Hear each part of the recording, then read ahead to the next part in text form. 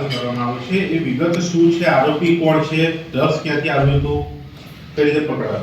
ગઈકાલે ગાયકવાડ હવેલી પોલીસને એક બાતમી મળી કે એક વ્યક્તિ નામે સૌરભ જોશી ઉર્ફે જંબો એ નશીલા પદાર્થની ડિલિવરી કરવા માટે ગીતા મંદિરથી જમાલપુર ફાયર બ્રિગેડ ખાતે આવી રહ્યો છે.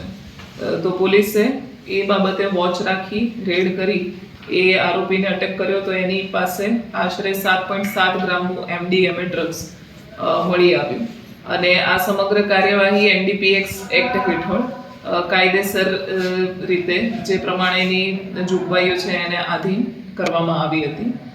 આરોપીનું નામ સૌરભ જોશી ઉર્ફે જંબો છે અને એ મુંબઈનો રહેવાવાળો છે અને એ મુંબઈમાં જ એના એક જે હેન્ડલર છે સંતોષ ભોઈતે જે પણ મુંબઈમાં જ રહે છે એના વતી એ ડિલિવરી કરે છે, એટલે આ પેડલર તરીકેનું કામ કરે છે. એ જે ડ્રગ્સ જે છે એ જેને આપવા આવ્યો તો એની પણ અત્યારે તપાસ ચાલુ છે અને મુંબઈમાંથી આ સંતોષ ભોઈતે નામનો જે સપ્લાયર છે એની પાસેથી આ ડ્રગ્સ લાવ્યો હતો. આરોપીઓના ગુનાહિત ઇતિહાસની પણ હાલ તપાસ ચાલુ છે. 31st લઈને આ આવ્યો હતો કે રેગ્યુલર આવતો હતો કે શું પ્રાથમિક કોઈ?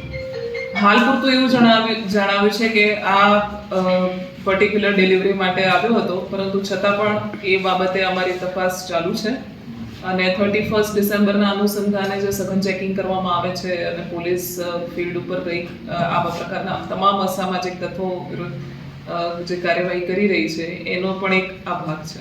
અગાઉ પહેલા ક્યારે ડિલિવરી માટે આગળ હતો કે પહેલી વાર આવ્યો? હાલ એ પૂછપરછમાં તો અહીંયા અગાઉ આવ્યો હતો એવું નથી જણાવતો, પરંતુ તો પણ એ અંગેની અમારી તપાસ ચાલુ છે. આ પેડલર બીજા રાજ્યોમાં સક્રિય હતા ડિલિવરી માટે? હા, એ બીજા રાજ્યોમાં પણ આ પ્રકારની ડિલિવરી કરવા જાય છે એવું એને પ્રાથમિક પૂછપરછમાં આ લોકો કઈ રીતે ડિલિવરી કરે છે? આ લોકો કઈ એમો સામે આવી છે, કઈ રીતે લાવતા હોય છે? એની પણ હાલ તપાસ ચાલુ છે. હાલ ટેલિફોનિકલી એ એકબીજા સાથે સંપર્કમાં હોય છે અને ટેલિફોનિકલી કોન્ટેક્ટ થતા ડિલિવરી કરતા હોય છે એવું ધ્યાને આવ્યું છે. મુંબઈથી કઈ રીતે આવે તો અહીંયા કઈ રીતે લાવ્યો તો કોઈ ખ્યાલ આવે? મુંબઈથી મુંબઈથી ટ્રેન મારફતે આવે છે અને અહીંયા ડિલિવરી કરવા આવે. અહીંયા કોને આપવાનો હતો એવું કઈ ખ્યાલ આવે? એની તપાસ ચાલુ છે. ઓકે.